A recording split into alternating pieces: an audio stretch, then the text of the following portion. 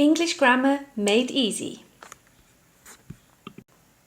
So the verbs we will be using today are to be, to have, to do, to play and to go. So the first one is simple present. When do we use the simple present? Well, we use the simple present when we're expressing ourselves. When we want to talk about a habit, for example, I play tennis every Friday. When we're talking about simple truths, I like chocolate. If we talk about regular activities, again, I play tennis every Friday. For example, as well, when we're repeating actions or situations that don't change.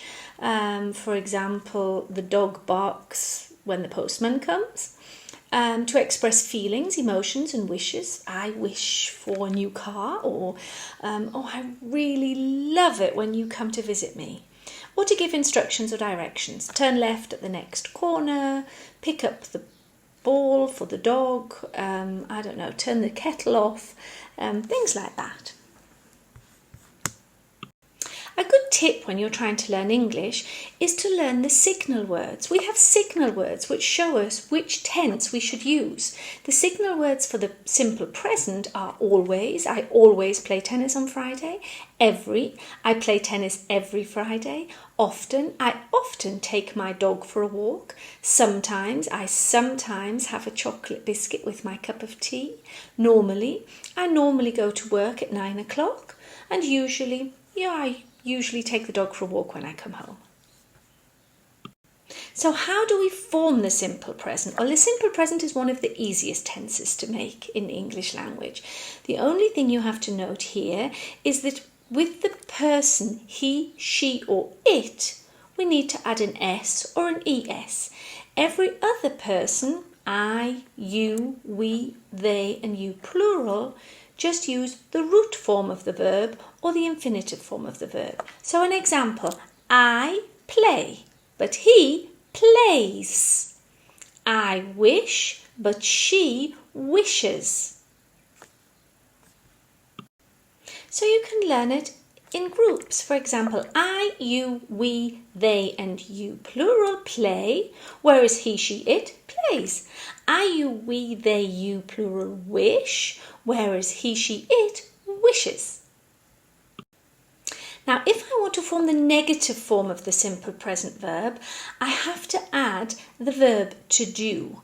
In the English language, for the verb in the simple present, if we want to make something negative or we want to form a question, we always need to add the verb to do in the simple present form. That means for I, you, we, they and you plural do, and for he, she, it does. Now there is an exception to this rule, and that's the verb to be. I will cover that in a minute. So for example, if I say I don't eat bananas, I say I do not eat bananas. In the shortened form, I don't eat bananas.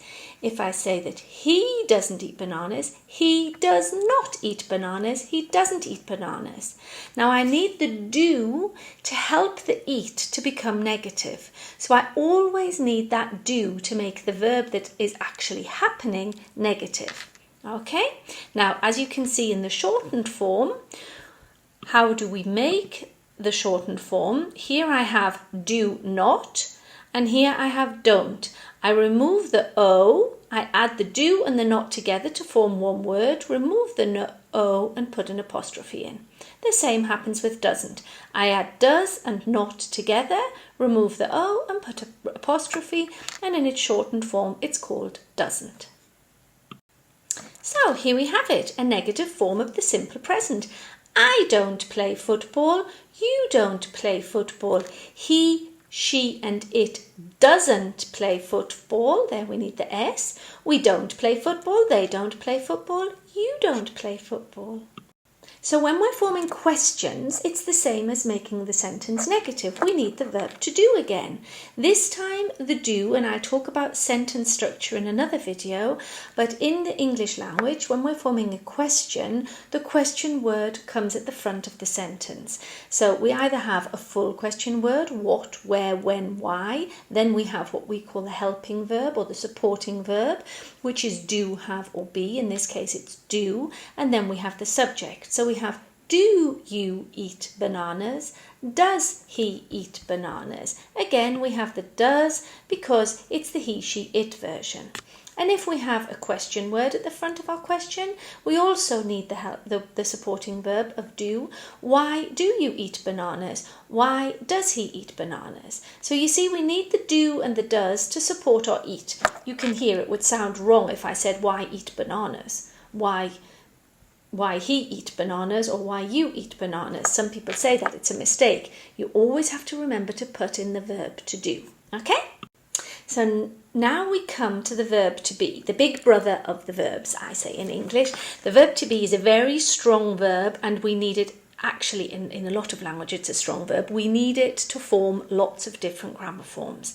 Okay, and it's an exception to the rule for forming negative sentences and for forming questions because it does not require the verb to do. It can do everything on its own. So, I am, you are, he, she, it is, we are, you are, they are. You must learn this verb.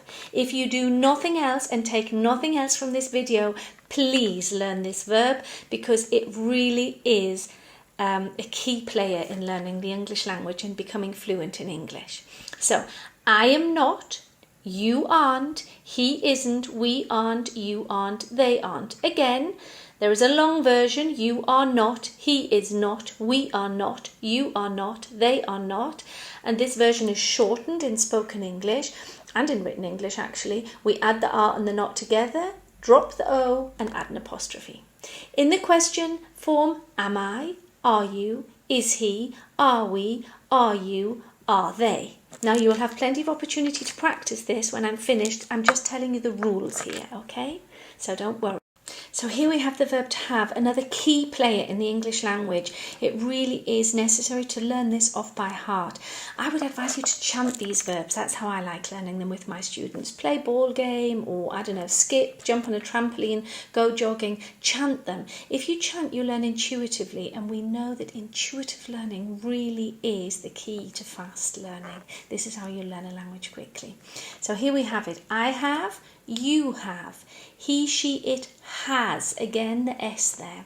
We have, you have, they have.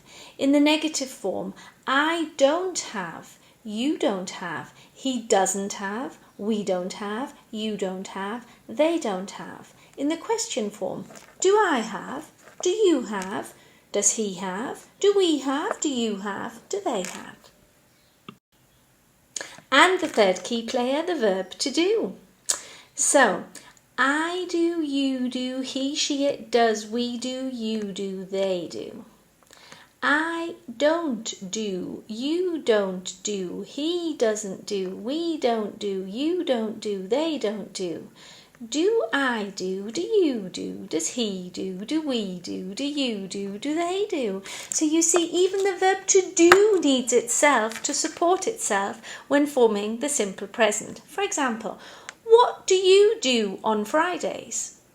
He doesn't do his homework every evening. You don't do much at the weekends. Okay, that's when you need the verb to do. And then we have the verb to play, a simple, easy, regular verb. I play, you play, he, she, it plays, we play, you play, they play. We need do to make it into a negative. I don't play, you don't play, he doesn't play, we don't play, you don't play, and they don't play. And we also need do to make it into a question. Do I play? Do you play? Does he play? Do we play? Do you play? Do they play? And this is for every regular verb, the rule. So you can fit all regular verbs into this structure. So, and here we have the verb to go. I go, you go, he, she, it goes, we go, you go, they go. I don't go, you don't go, he doesn't go, we don't go, you don't go, they don't go. Do I go? Do you go? Does he go? Do we go? Do you go? Do they go? You see, you have to learn them. If you learn them off by heart in a chant, you'll find it really, really easy to improve your English. So that's it. That's the simple present in short. You know how to use the simple present. You now know where to use the simple present. You know what the keywords are, and you know how to form the simple present. Now all you need to do is practice it.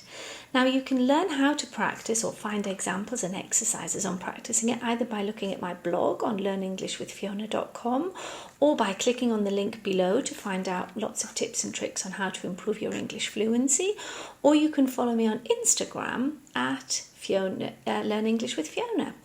So I look forward to seeing you in all of those places. I hope it's helped, and I look forward to the next video, which will be about the simple past.